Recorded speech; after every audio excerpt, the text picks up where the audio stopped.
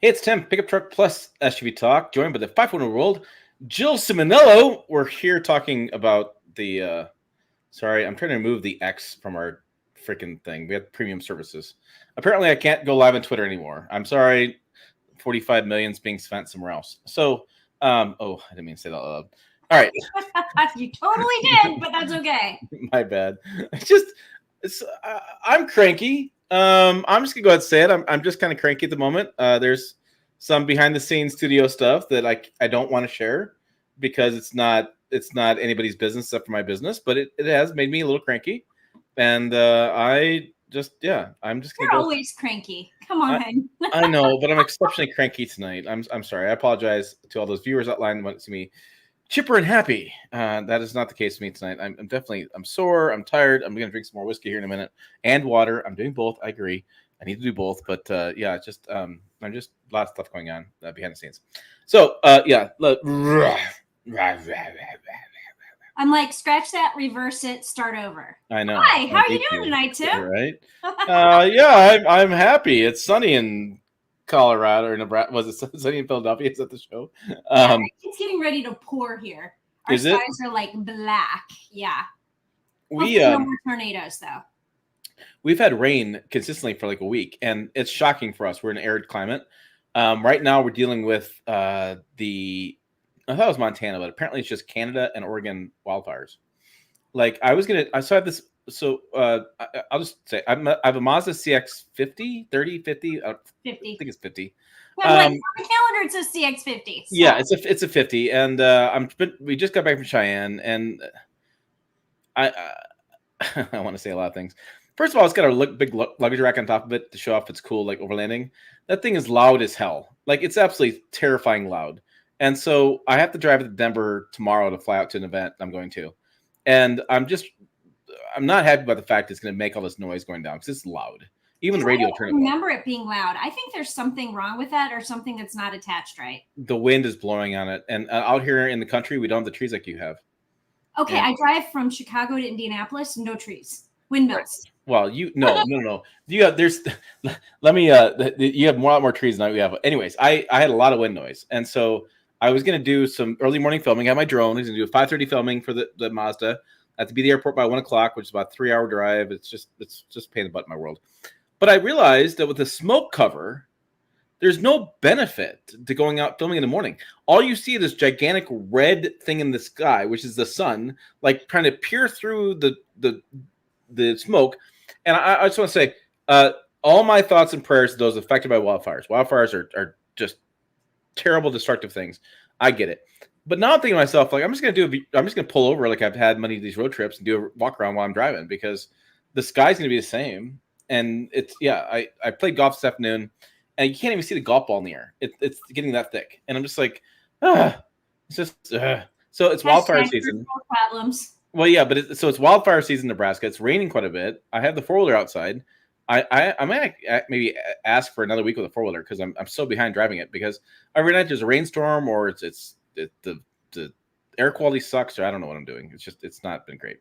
So I'm going to do a video on that when I go down. I'm going to San Antonio. I'm going to do a thing with XPEL. We're firing a gravel machine at a truck. They were like, yeah, do you want to fire this gravel machine in the truck and see if we did it? I'm like, yes, I do.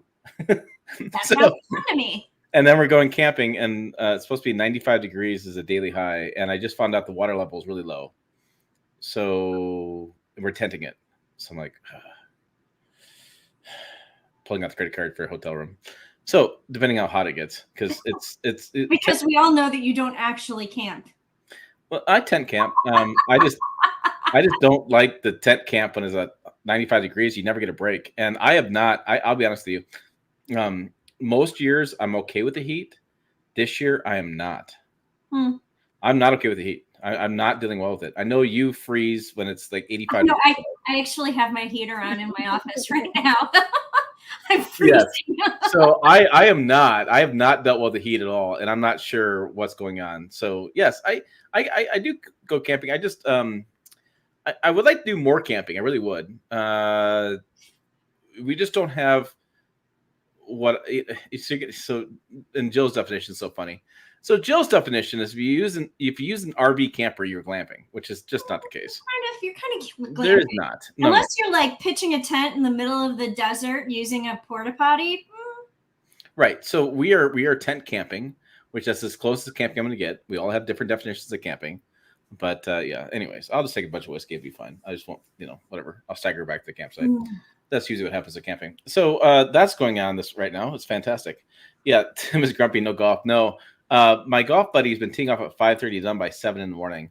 And he's like texting me photos, and I'm like sipping on my coffee going, yeah, that sounds great. And I have not, my back is tight. My legs are, we've done a ton of work around the house, landscaping and double vanity in the master bathroom. And I'm just not. Yeah. All right. Moving along. We should talk business. A couple of people are like, why am I not living in Florida? Why am I not living? Yeah. Why are you not in Florida? His name is Jonathan. Oh, yes. He does not like heat or humidity, and he would love to live in some place like Arizona. And I'm just like, do you know how wrinkled your skin would be after a year because it sucks all of the moisture out of your body? I'm like, I would much rather go to like Florida, Texas, somewhere in the South with all of the humidity, because in addition to making my hair curl very prettily, like I just no wrinkles and lots of good wet heat, and my lungs are happy. Everything is happy. I would be like, my parents lived in Florida for 25 years, and I would go and visit them, and I would go for a run, and I would run 2 minutes per mile faster in the summer than I would do in Chicago because of the heat and the humidity. I am an aberration. Yeah, and I get it, and I'm cool with it. Yeah, you're weird. I know. I'm good with that. We should get to some topics. Actually talking about car stuff? Yeah, it's been like 7 minutes. I'm sorry. I apologize to those who listen to podcasts. By the way, we had 807 podcast downloads last week. We averaged like nearly 1,000. So thank you for listening to the podcast. Hopefully you're enjoying your drive across the part of the country you're driving through. Wherever you're going. Or like, I listen to my podcast while I'm walking. So maybe you're listening while you're exercising. Yeah, you could. I know we have a gentleman who walks his dog, listens to this podcast. I have embraced podcasts more because I have been driving longer distances, and music is just getting the same to me. So podcast, big deal.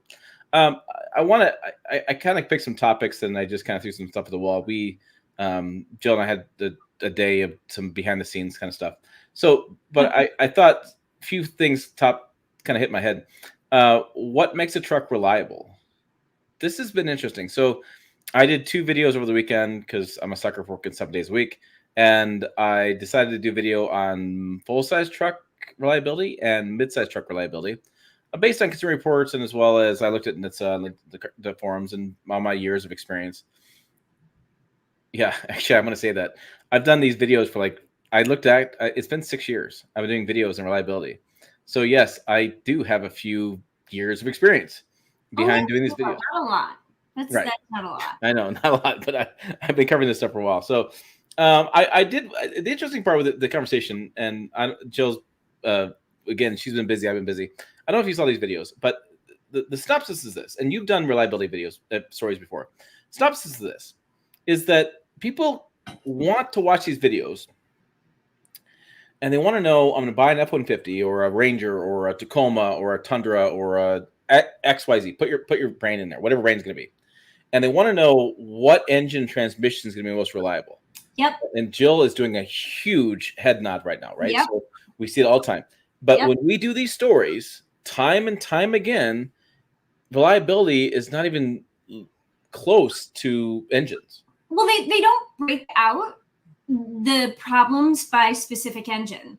I mean, it's similar to the problems we've been seeing with the Toyota Tacoma and the transmission. There's a problem with the transmission, but is it with the automatic or is it with the manual? Right. No. Yeah. And then we look at Consumer Reports does it. JD Power does it. CarComplaints.com does it. NHTSA is NHTSA.gov. The complaints over there are even worse. Like they should have drop down boxes like, what engine do you have? Click this box. What engine do you have? Click this box. Because how hard is that? Yeah. So it's just frustrating. We have no information, that kind of stuff.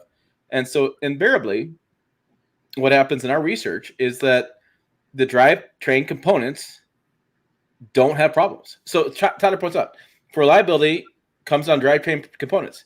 The drivetrain components overall are pretty good. There are problems with the 10-speed here and there, 8-speed here and there.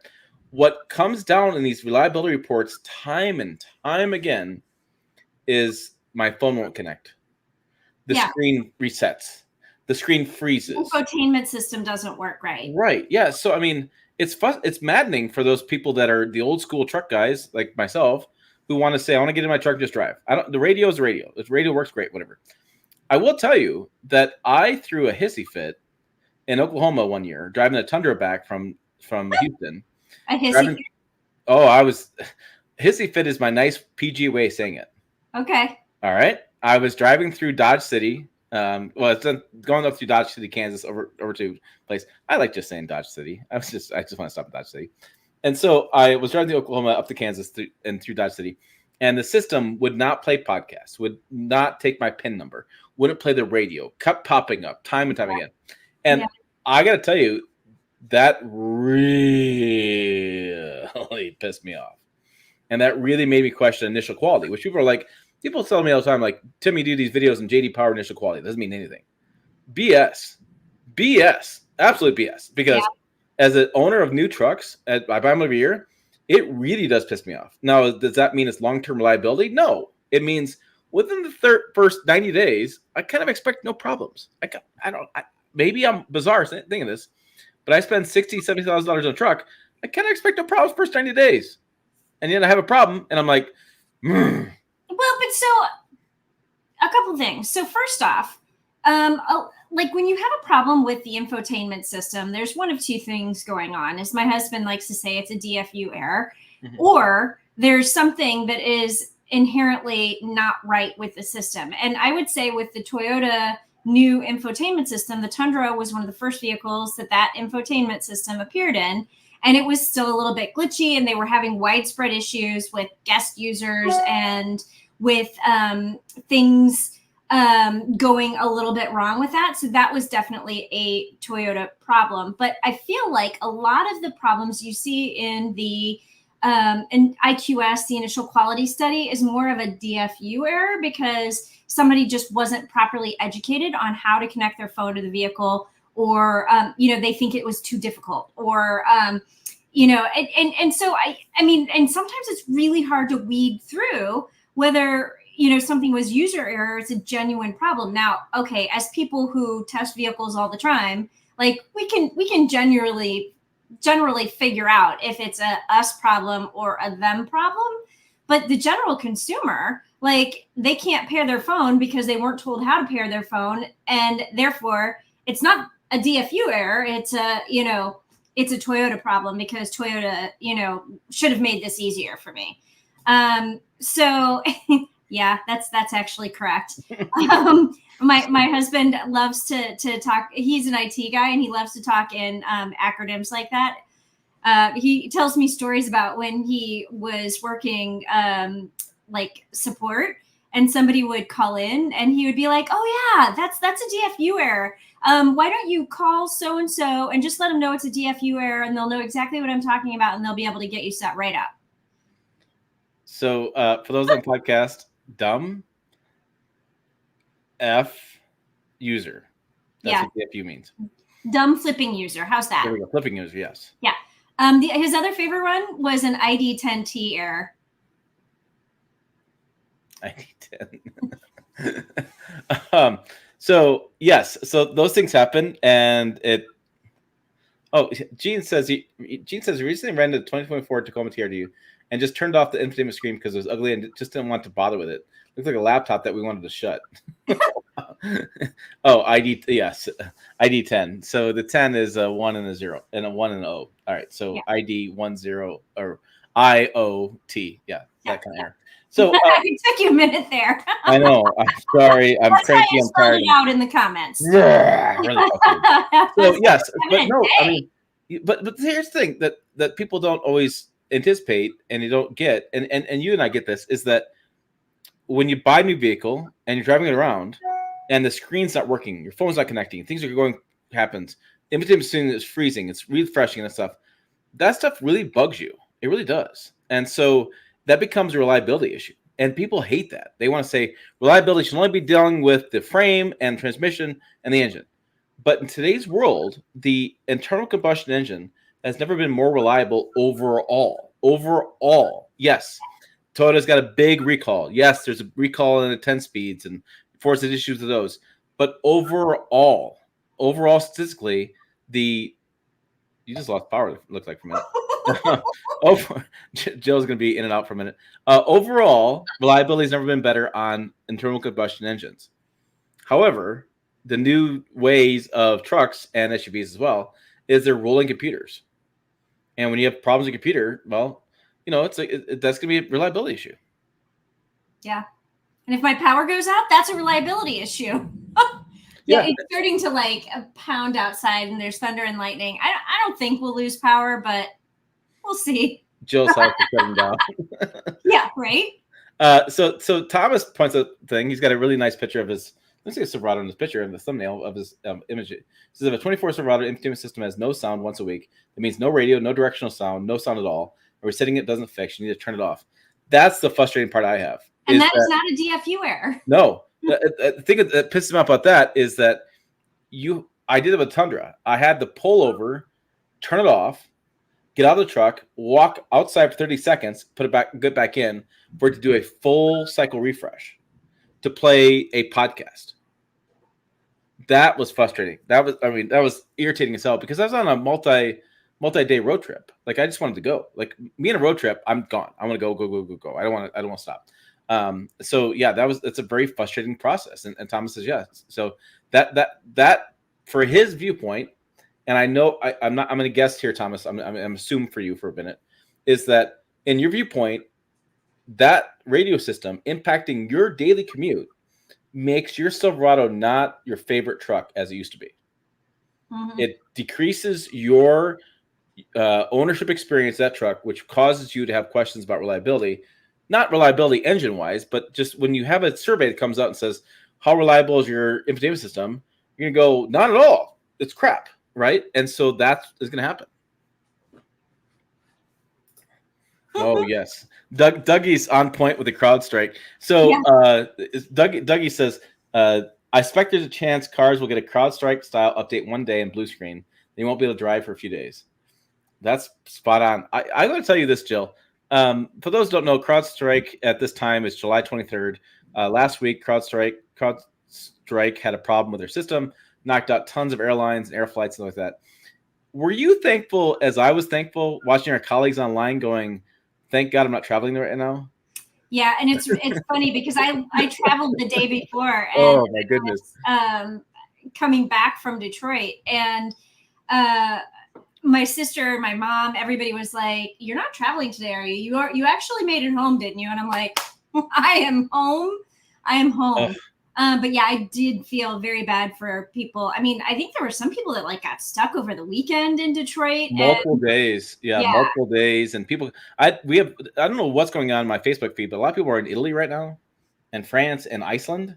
Or places, and they're like trying to fly back, and they're getting screwed over, not screwed over, but they're just, multiple delays and things like that. So, yeah, I was very, very thankful I wasn't traveling last week, and that's the thing. If you think CrowdStrike can just impact airlines, as Doug points out, it can impact cars too, because cars are getting so. You wrote a story today on the Ford Explorer first drive, and you pointed out that Ford had gone to the Google-based operating system. Yep. Well. Right, but they have their own marketing term for it because Ford is Ford. Ford digital experience. Right, but basically, it's a Android Automotive. Is that the whatever? Well, okay, so there's all this marketing crap that you've got to kind of wade through. So the official boring term is Android Automotive Operating System. Okay. And more recently, we've seen Volvo and General Motors call it Google Built-in, and it's Google capital G, lowercase b, lowercase I. But Ford isn't using Android Automotive or Google Built-in. They want to call it the Ford Digital Experience. So, yeah, but it's all the same thing. They all use Google-based systems. Right, but so think about that. Flip that around. So, like, if from Doug's point of view, if they're all using the same Google-based system and they have somehow a Google update error, which is very likely because things happen, right? You could have a bunch of vehicles shut down. Yeah. How about this? Remember the big hack that happened to a couple weeks ago to CDW with the black suit, hackers where they CDK. They couldn't sell cars. CDK, not CDW. Yeah. They couldn't sell cars. Yeah. And, well, I mean, they could, but yeah. Like, what if Google gets hacked and then it just shuts down everybody's operating systems? Now, I don't think that would affect whether or not the car would be able to drive.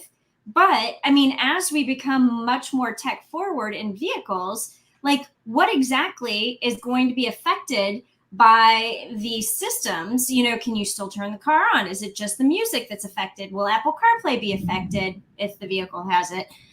Is it just the maps? Is it the navigation? Is it the range? If you're driving an EV, is the range affected? And I mean, these are all questions we don't have answers to. Yeah, well, think about GM putting the headlight switch in the system, right? I gotta go there. What if that system closes down? Now you're in auto only mode, and now you gotta we've had multiple people tell us that they work in a military base, and headlights have to be on. They can't be off. They have to be on. Places in California, you have to have them on for different tunnels and things. You can't have auto mode. Auto mode doesn't work for those situations. So I don't know. It's interesting what's going to happen with that as far as what goes on with these cars getting more and more connected with technologies. And I think that's going to be the next frontier of reliability. I think people are going to still come to us and say, should I, somebody in the comments on the video said, what's the best transmission engine combination for XYZ brand? I forget what brand it was. And I was like, that's the wrong question because they're all pretty good. Yes, you can get a lemon. Yes, your brother's sister's husband's boyfriend's sister's best friend had her turbos go out in a Ford. Yes, I've seen it time and time again. But what's interesting is when you look at the data, as people always, these comments are always like, turbos are terrible, Tim, and they got to replace them every 10,000 miles or 100,000 miles because oil breaks down, all that kind of stuff. That's 1970s thinking, but also you look at they're like, the data proves it. What data? Like, what data? I've been looking for years. Yes, Tyler says, irrational fear of Skynet being taken over by AI and hacking all our vehicles. Yeah, I think those James Bond movies back in the day were pretty spot on. I think there's it is irrational, but it's not irrational because I think we've seen it's not like as we become a much more tech connected society, it is not outside of the realm that things get hacked. And when things get hacked, like all sorts of things go pear-shaped. So I don't know. And I'm sure there are fail safes, but CDK had fail safes. Yeah, hackers still got in there. All right, Joe, we're going to transition to Apple CarPlay, your main topic, but I'm going to throw this at you because this correlates with your topic. Roy's Place says, Tim and Jill, question, Google Maps is free with Honda Touring Accord. GM charges for Google Maps. Stop shaking your head. Let me finish the question. Google Maps for the infotainment system to work. It's AT&T billing. Why? So first off, I don't think Google Maps is ever free. I think there's a free trial that comes with the Google built-in operating system. And in most cases, that's usually about 3 years. And so, in a lot of instances, automakers have not released what the subscription fee for the Google built-in operating system is going to be. So Volvo, for instance, has Google Maps, Google operating system, Google built-in. And they've had it for about 2 years now. It's free for 3. And I reached out to them and I said, so when the free trial ends, what is the fee? And they're like, we don't know yet. And so if Honda is free, because Roy's Place is insisting that Honda is free, Acura is not free. I just drove the Acura MDX and they have the new Google built-in system and they get a 3-year free trial and they confirmed it for me. But again, because this is new and they've just put it in their vehicles, they don't know what the subscription fee for Google built-in is going to be. And I haven't driven a Honda recently, so I haven't been able to, I haven't dug into that at all. But I have not. But Acura is the premium brand for Honda. Right. But, and so I know Honda or Acura is not free. And and so I can confirm that. I can give you my source. I can do all of the things, but that is the Google built-in and Acura MDX, not free. Now I'm driving an Acura, or was driving an Acura TLX today that did not have Google built-in. It had whatever Acura's previous native navigation was, and I'm sure like the map itself was free, but if you want the real-time traffic or the map updates, that's going to be a subscription-based fee. So there's, it's like once upon a time, like when I first started testing vehicles back in 2003, they had CDs that they would plug in for your navigation system, or there was like a SIM card or something that you would have to go to the dealer, and they would be able to give you updated CDs for your navigation system if a road changed or whatever. And so it was never terribly accurate because roads were changing all the time, and you'd have to wait 5 to 10 years to get new CDs for the vehicle. But and you would pay for it. So, I mean, it's just kind of the updated version of having to pay for the updated CDs. Now you have to pay a subscription fee to get the updated maps and the updated real-time traffic, whatever. And so I'm intrigued by all of the things that are going to be subscription fees. And so I wrote this article, and it was kind of a reaction to an article from one of our colleagues who said, no CarPlay, no problem.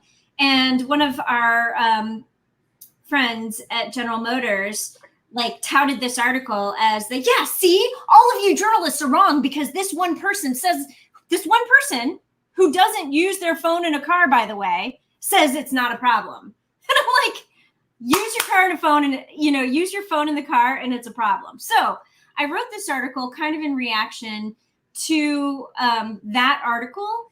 And what I want to say is Google built-in operating system is amazing. Like it is literally awesome. I love the voice commands. I love the Google Maps. I love that you can log into your Google account, and then you can be on your computer and your own Google Maps, and you can, queue up some instructions and get into your car. And then it just automatically loads into your vehicle because you've synced everything up. And, so you start here and you end here.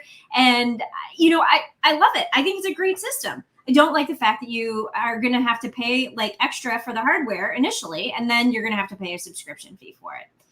And so an automaker who does not put Apple CarPlay into their vehicle is saying, I want you to have this subscription. So, Roy, to answer your question, profit. Right now you say you pay $15 a month for Chevrolet Google services. Yep. That's what the automaker wants. They want you to buy a new vehicle. As Jill's pointed out, they want you to become in love with those features in the vehicle as subscription features through this free trial. And they want you to pay for those features. Now, Honda looks like a little bit behind the 8 ball on this, getting those subscription services out there. But every automaker is working towards this, getting more subscriptions, because they saw GM's success with OnStar. They saw subscription services make amazing amounts of profit and money. And they're like, yeah, we want that same money as well. Yeah. And I will tell you, the only automaker I have found so far that doesn't over inundate you with subscription fees. And I actually wrote an article about subscription fees recently as well. I've been a little bit on a tech tear lately. And but slightly. But the only automaker I found so far that has unequivocally told me that they don't charge subscription fees for the first owner, this is not, if you're buying a pre-owned vehicle, is Hyundai, Genesis, and Kia, because a lot of the subscription fees have to do with remote start or remote access to your vehicle. It has to do with digital key, so using your phone as a key fob. It has to do with the Google built-in services. It has to do with updating your real-time traffic on your maps. But one of the things that Hyundai has done, Hyundai, Genesis, and Kia, is your digital key for your phone. That's free for your life of the vehicle. It will become a subscription for the next owner. But they do charge for Wi-Fi hotspots, but there's like remote access they don't charge for. And they're the only one that I've found that doesn't charge. And you know what? Maybe we should post links to both of these stories in the comments. I got it. But I find it fascinating. And here's the even more fascinating thing is when I talk about subscription fees and vehicles, people are like, well, my vehicle doesn't have that, or I don't know what you're talking about. And I'm like, one, either you have an old vehicle, or two, you just haven't gone through your free trial yet. And nobody has told you that the subscription fees are coming, but they are. And I mean, people are not asking about subscription fees. They don't know about subscription fees. They don't know what the subscription fees are for. And I think it's insane. And so I'm on a big campaign right now. Ask what your free trials are and ask what the fees are when the free trials are up. Nobody has an answer. Like Volvo doesn't have an answer. General Motors doesn't have an answer. So they've removed Apple CarPlay and Android Auto from their electric vehicles, but they've given you this Google built-in goodie for 8 years for free. And then they're going to charge you a subscription fee, but they don't know what that is yet because it's still 8 years away. However, it's coming. And if you plan on owning your vehicle for more than 8 years, it's coming. And so people are like, 8 years is so far away. I tell you, like, I've been married for 10 years now, and that was a blink. Like, that was so flippin' fast. Like, I don't know where the last 10 years went. I don't know where the last 4 years went. So time just passes so fast. And while you think 8 years is really far off, it is not that far off. So, and 3 years is even closer. So if you're buying a new car in 2024, you have to ask about subscription fees and what is included in that, like what will be subject to a subscription fee eventually. So, going back to the Ford Explorer article that I wrote today, and it was funny because somebody commented about it on the forum. I wrote, like, I did a video review of the Ford Explorer 2025 updated model. And for the first time, the Ford Explorer is going to get Blue Cruise capability. And Blue Cruise capability is, the level 2 hands-free driving capability that I think they made the comment on my subscription. I'm just showing up the forum. Oh, you're just showing the forum. Got it. You're not actually doing anything useful. No. I like the forum a lot, and we have an issue with the weekend. Too many ads. I fixed that problem. We have a behind the scenes going on, but I like the forum a lot. So if you're not on the forum, come and get the forum. I like the forum. Jill is on the forum. We're both on the forum. I will tell you this: I'm on the forum a lot more than I am on YouTube comments anymore. I would give you that one because I'm just kind of sick of it as far as that goes. But so anyway, I'm sorry, not to interrupt. But no, that's fine. So but this Blue Cruise is a subscription-based fee. You'll get 90 days for free, and then after that, it'll be $75 a month if you would like to use it, or $800 a year. If you don't want the 90-day free trial, you can opt for a year for $700. I don't think that's a good deal, by the way, because let's see, Jill math not good, but what's 75 times 3? That does not equal $100. It is more than $100. Yeah, no, I think that's I pointed out too, and you did the same thing I pointed out. It's so funny, like behind the scenes for you guys. So Jill does some videos on her own, and she does her work on her own. I do my work on my own. That's a benefit that her and we're not in the same office together, so we don't have groupthink. Some of these outlets you see out there, some of the media you see out there, they have groupthink. They all get in the office, they discuss things. All of a sudden, the same group thinks the same thing. Groupthink is bad. Groupthink's been bad. Governments have done bad with groupthink. Vietnam was a great idea because groupthink. I mean, for example, Nazi Germany. I've been watching lots of Nazi stuff lately. That was groupthink. People got involved in groupthink, and that was a mindset. So it's great that Jill and I are different places because we don't get involved in groupthink. Because Jill does her own thing, I do my thing. But it's funny to me, not funny, I guess, funny is a bad word, but it's great to see to me that her and I both came same conclusion, that people have said to us, Blue Cruise is great, truck drives itself. GM Super Cruise is great, drives itself. These things are great.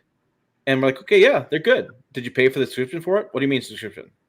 Like, you bought the hardware, now you got to buy a subscription for it. So then it becomes like, they double tap you. It double tap. So then do you want that? So like Roy's Place says, GM subscription fees are Google $15 a month, anti-theft OnStar is $18 a month, OnStar Guardian is $9.95 a month. Yes. It's like Netflix. They keep adding little details to it, details. And the thing is, like, with the self-driving technology, it sounds cool until you start really paying for it. And then, for me going down the street to Walmart and back, do I really need self-driving for that?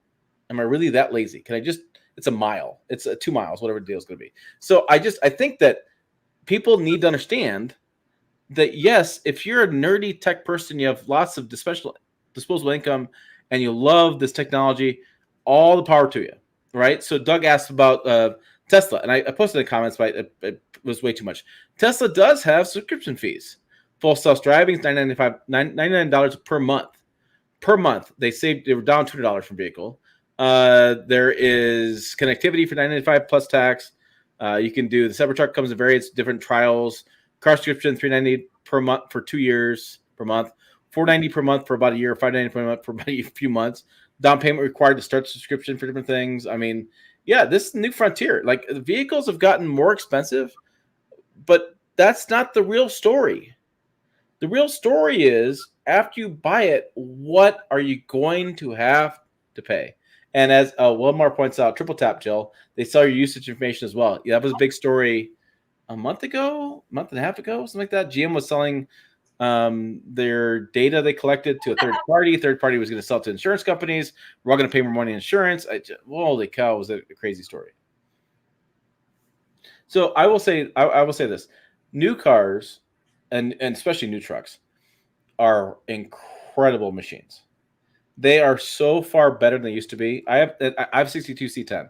I love my 62 C10, but I will take any new truck on the marketplace. They are incredible, the way they drive, the way they're comfortable. Family. We did a road trip with the Ford Tremor, and I was so thankful I had a Ford Tremor because we had 5 people in the cabin, and we had luggage in the back. We were the kids getting dropped off for a Bible camp. We had their bags and stuff like that. So we dropped them off. It was fantastic. Drove back, nice, comfortable driving experience coming back. Fantastic. However, it's not just purchase price. Be prepared for subscription fees if you want to use their services. Now, if you want to use Apple CarPlay or Android Auto as your own services, that's better, except for GM, that's making that into a what's that word? Non sequitur, whatever word you use. Non sequitur. I always got to look that up.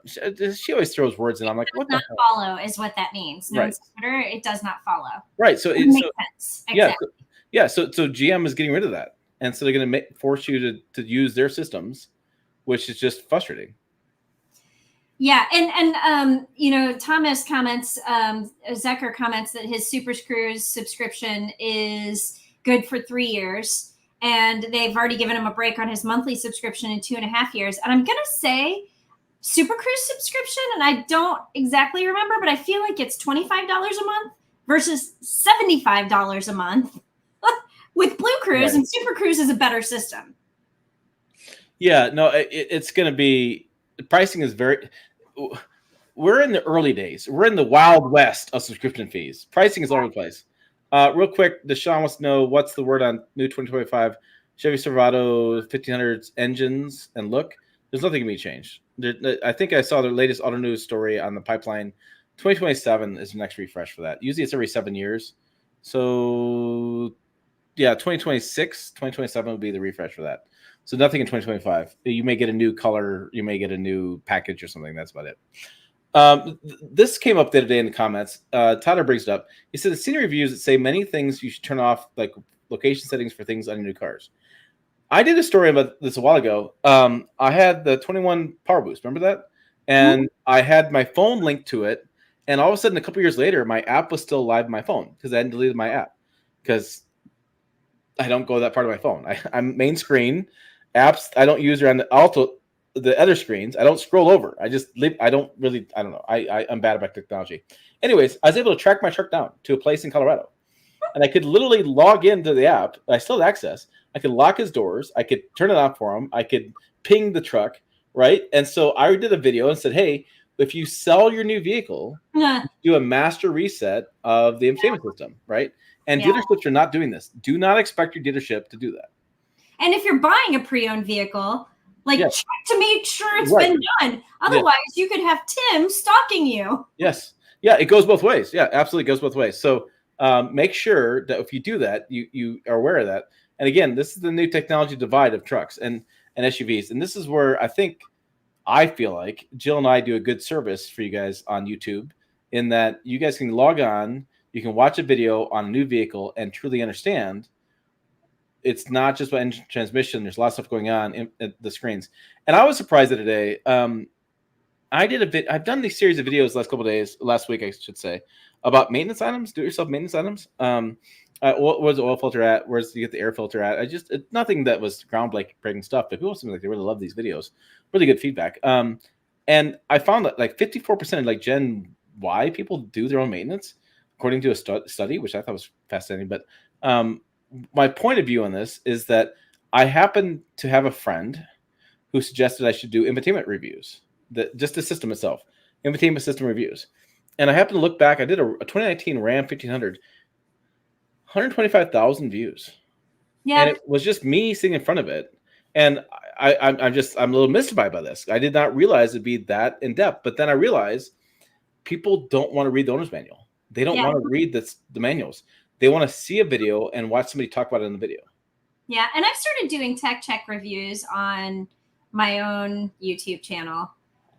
Because I did the Chevy EV Google built-in, no Apple CarPlay, and I was just like, people need to understand this. And I don't get 100,000 views on my channel. I think I've only got 3,000 subscribers. Which, by the way, if you're not subscribing to me and you actually like me, well, that's a double-edged sword, right? You guys subscribe to you guys to like you and then also subscribe to you. I know, right? You can get more of me. But yeah, so I mean, I think I've only got like 3,000 subscribers over there. So it's not like I get massive views, but that video has gotten a decent amount of views. And then I did a tech check of the, I think I had the Volvo XC60, and that got some decent views as well. Yeah, and Doug points out something, and this is interesting. Doug says, owner's manual is so bloated with BS. It takes too long to find basic information. And I love reading owner's manuals because it's full of BS. It's funny. It's kind of humorous. I'm like, no. The newest humorous one to me was, what was I towing? Honda Ridgeline Trail Sport. And David says he does it on his own maintenance. That's good on you. Honda Ridgeline Trail Sport, the towing capacity goes down by when you add more passengers in the cabin. There's a chart in owner's manual. It makes sense. Yeah. It makes sense. However, to have a chart in owner's manual is like crazy. I remember I was going back and forth with Toyota about this. Toyota and their Toyota, 3 syllables, everybody. I will try to 3 syllables. Enunciate, Tim. Just talk more clearly. Make a bigger, I read the comments. So the Toyota 4Runner in the owner's manual talks about some sort of like weight limits, and they talk about cargo carrying capacity. It's basically wannabe payload information, but it's not. And I remember having, this is going to sound really like, I was just going to say it. It's going to sound bad, whatever. I was having drinks with the head of PR for Toyota at his course after we got done playing golf. Okay, I just said it. And I looked at him and I said, just tell your marketing team and tell Japan to just delete that page. Just delete the page. Because it doesn't make any sense, and it makes my life more stressful. Because I get emails on this. And there was a whole back and forth. The forum had like 40 comments back and forth on this. We're going back and forth. People are screenshotting stuff. And I'm like, it doesn't mean anything. And Toyota PR was like, they didn't know how to answer the question, right? Thomas says they know they show the size of the passengers. Yeah, because there's a significant weight difference between somebody my size and somebody's Tim's size. Yes. Or my husband's size, for that matter. Like, my husband is 2 of me. Right. So it's like you can fit 3 Jills or 2 Johns. I don't know, or 1 John. Right. So yeah. So anyways, that was my snark, my entitled comment about playing golf with this guy, whatever. But I literally told him, I said, just delete the page. Make my life a lot easier. Just delete the page because it doesn't make any sense. But owner's manuals. Remember what the Tundra one was like? How to track? How to? What? There was a section about how to get on the plane with your Tundra key.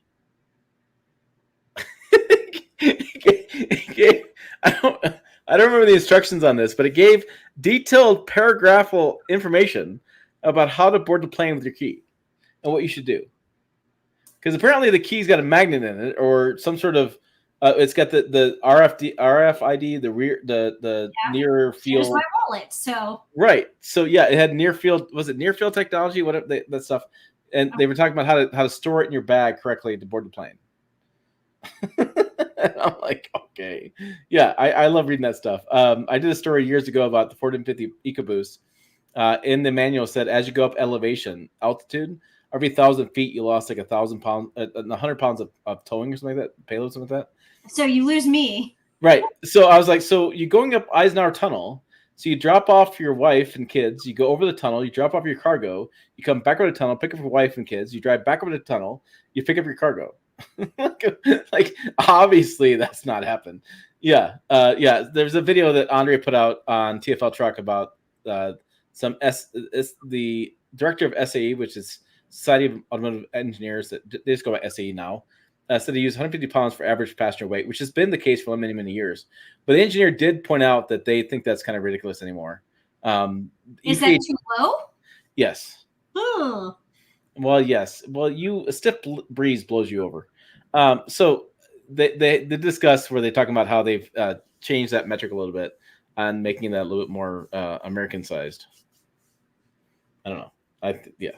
Okay, I'm going to address this. Okay, so Dick Header, who's in Asia, by the way, is he in Asia again? He always says good morning.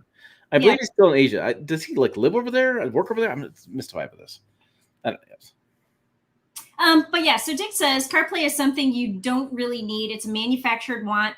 I just need Waze navigation, which I get on my cell phone.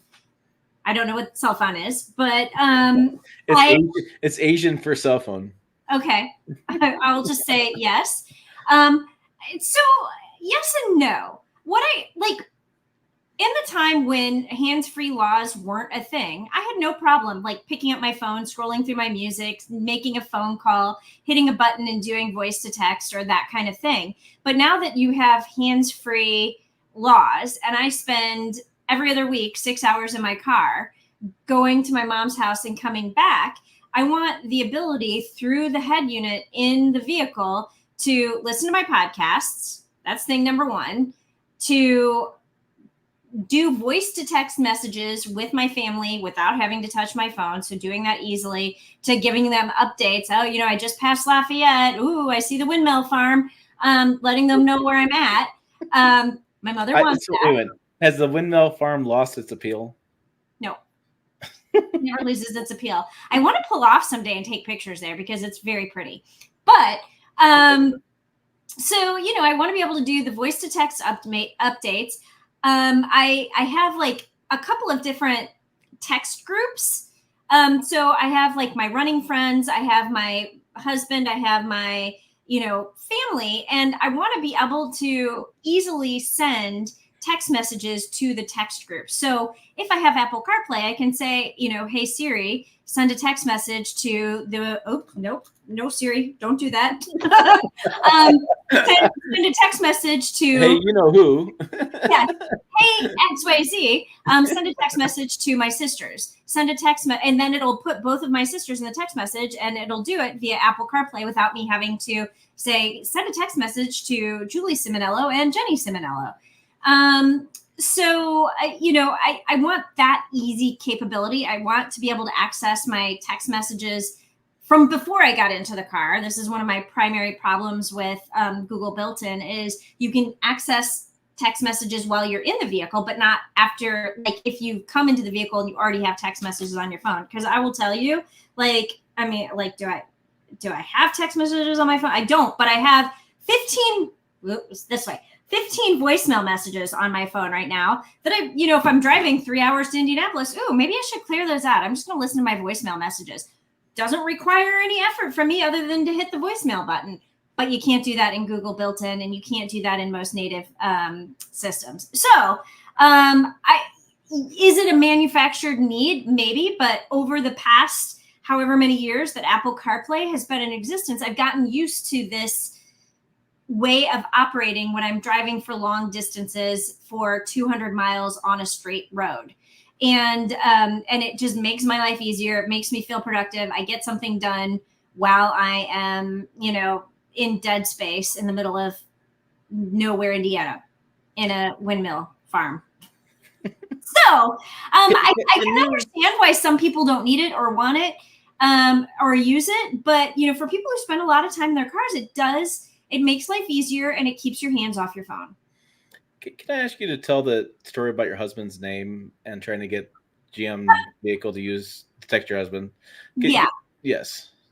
Yeah. And so when I was trying to play around with the Google built-in system, and I didn't put this in my videos because I just didn't figure out how to, I didn't figure out how to add it in. And maybe I'll do it as a YouTube short or a TikTok, but I was trying to text message my husband, and my husband's first name and his last name have unique spellings. So, he spells his first name is John, and he spells it Jon instead of John. And so I asked it to text my husband, and they're like, "Oh, would you like to send a text message to John Vincent?" And I'm like, no, that is not. Well, how about? Yeah, he's a fellow journalist. He's a fellow journalist, like somebody in my book that spells his name John. And I'm like, no. And they're like, then they went to the next John in my phone book and the next John in my phone book. And I'm like, no. So then I was like, okay, let's try with his last name. So I actually oddly have a friend in my phone book that has the same last name as my husband that spells it differently. And they wanted to text that friend. And I was like, no. And so and I'm like, why can't I just text my husband? That's what I want to do. I just want to send a text message to my husband. And so for whatever reason, I'm logged into my Google account. My husband is in my contact list. He's in my contact list. It did not pick him up to be able to send him a text message. And I don't know what fixes that. So I eventually had to do this weird workaround of, having the Bluetooth connection to my phone in the car and then saying, hey, SIRI, send a text message to my husband.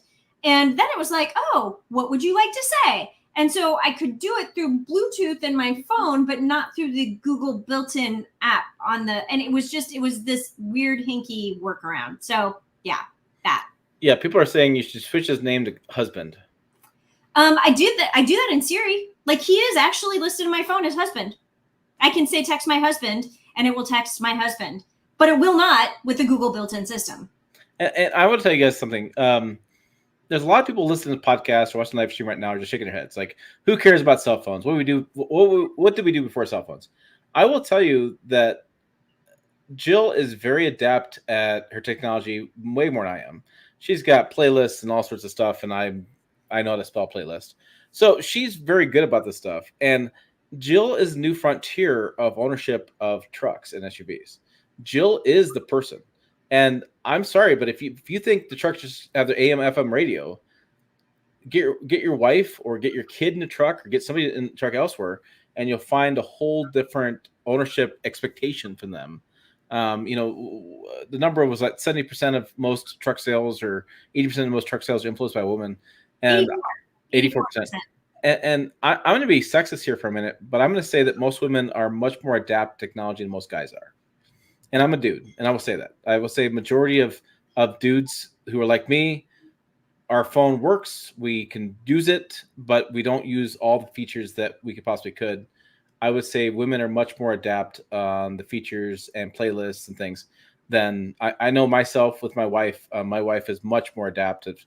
She's got Google Keep lists and things she invites me to, and we have 4 calendars, and I'm like, I can't handle this stuff. Be very, very system. Yeah, I don't know. Yeah. My wife and kid ain't making the payments. Yeah, good luck, Wilmar, with that one. Yeah, let me know that works out for you. I mean, I mean, it's a You'll be good paying point. for it.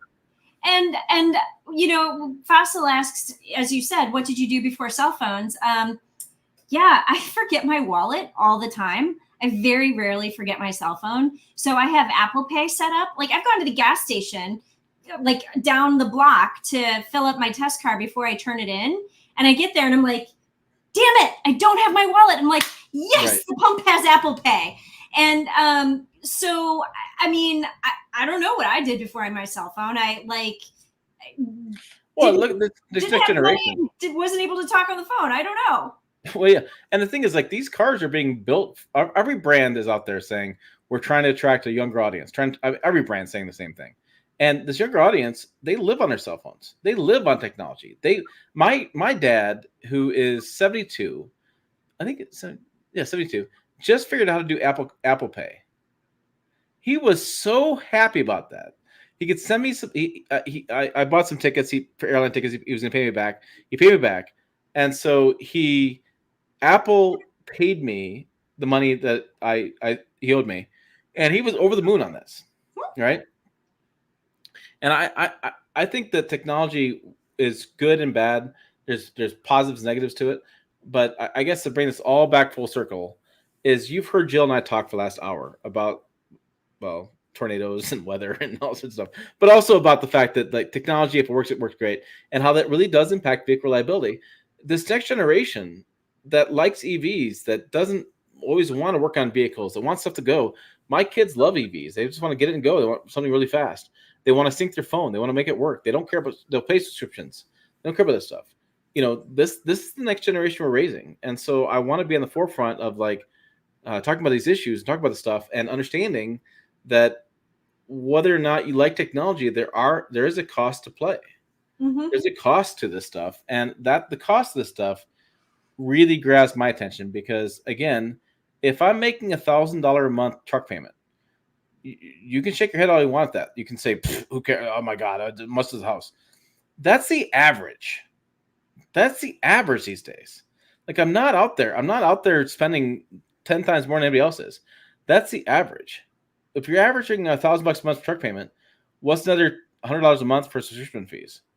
That is the thinking process. And I'm like, I'm not paying them. I don't pay them. I did buy SiriusXM the last couple of trucks I've had just because we road trip with those. But now that I have podcasts, we listen to podcasts instead. I won't be paying for SiriusXM because I don't think it's real. I don't think it's worth it. But my kids may. Yeah.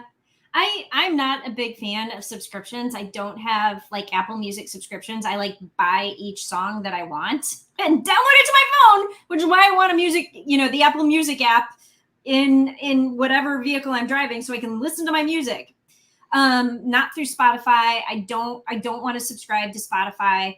I don't want to subscribe to a podcast app. I don't want to subscribe to XM. I don't want to subscribe to it. My husband, he's a little bit of a nerd and different than I am. So he subscribes to like Hulu, HBO Max, Netflix, I would agree. Amazon Music, Amazon Movies, whatever. And I'm just like, I don't, why do we have all these subscription fees? Why do we have all these but then again, I don't watch TV. I mean, I read a lot, but he watches TV a lot. So he has all the subscriptions and I'm just like, that's silly. Yeah, I'm definitely feeling subscription burned out, and I been trying to get rid of it quite a bit, but I can't get there. Gene says $2. I'll never pay via phone. He just paid $2 with a phone. Well, with a computer. Right. No, you know what? Like, I'm telling you, like having Apple Pay or like shout out to Kroger with their Kroger app and the Kroger Pay. Like, there's so many times when I go to the grocery store and I've forgotten my wallet and I'm like, I can pay with my phone. And and so coming full circle again, this is why Apple CarPlay is a must, because I do everything on my phone and I don't need to set up other shit to do it someplace else in duality. I just want to do it in one location. I just want to do it here. Like, don't make me download another app. Don't make me log in on a different device. don't make me do that. I don't want to do that. I just want to do one thing, and I want to do it here. I'm paying for this. I'm paying, just this. Yes. This is what I want. There you go. By the way, YouTube subscriptions, if you press the button, it's free to subscribe to the channel. So do that. Be a subscriber. Yeah, that is not a charge. It's not a charge. Click. What's the deal? It used to be you click the bell to be notified of things and subscription. Yes, because 90% of people that watch the channel don't subscribe, which I don't know. I subscribe to a lot of channels because I want to see them pop up in my algorithm. I want them to see them pop up my homepage because I want to see more of them. So that's what I do. All right, that's it, Jill. Got an hour. That's you don't want me to rant anymore about technology and Apple CarPlay. And I will say I tried to be very nice in my Apple in my Apple CarPlay article, not to do a hit piece on anybody. Yeah, it was a good article. It was a good. So Jill wrote the article, and there was a lot of back and forth behind the scenes about Jill doing videos on GM's non-CarPlay decision, and she did a great journalism job. She worked the system. She logged in. I filmed 70% of it, 80%, whatever it's going to be number. I was with Jill as much as I could, and I will tell you that she was very fair. Yes, channel memberships aren't free. I will give you that one, Doug. But she was very fair in how she reviewed them. She really did try to use the system. And I told her then, and I still believe this now, that she's probably the only journalist in the world who has innate information, real world information about the system because she actually tried to use it. She went through the system. She went through how a normal user, a normal owner would use system. She went through all the different pieces. She did multiple vehicles. She thought about it. She went back to it. She had lots of GM folks that were back and forth with her on this. She stood her ground. She went back. There's a lot of laying your skin out there and fighting your battles and understanding it. And I think we have probably the most in-depth knowledge of that system that anybody else does in the industry. Yeah, and it's really funny because one of our automotive colleagues, who is a friend of mine, lived in Chicago, does not live in Chicago anymore. But he was just like, well, you should never have done that video because you couldn't possibly have enough information to do an in-depth review on that. I'm like, dude, it was a first drive event, but I literally spent 5 hours with this system. 45 of those minutes were with a product specialist who tried to answer my questions and walk me through the system. And, and then I spent another 3 or 4 hours on my own. And then I came back to the vehicle again on a third day. So over 3 days, 5 hours just playing with this system. And I was like, you will tell me in a week-long loan, you would spend 5 hours just with this system? Yeah, and he was like, no. And I'm like, back off. You're going to get fired up, Jill. Back off. Lesson tonight, kids, is you mess with Jill, you get the bull. Don't get the bull. Don't do that. All right. For more chicken videos up on the channel, up over here somewhere, website down below, pickuptrucktalk.com. As always, thanks for watching. We will see you down the road.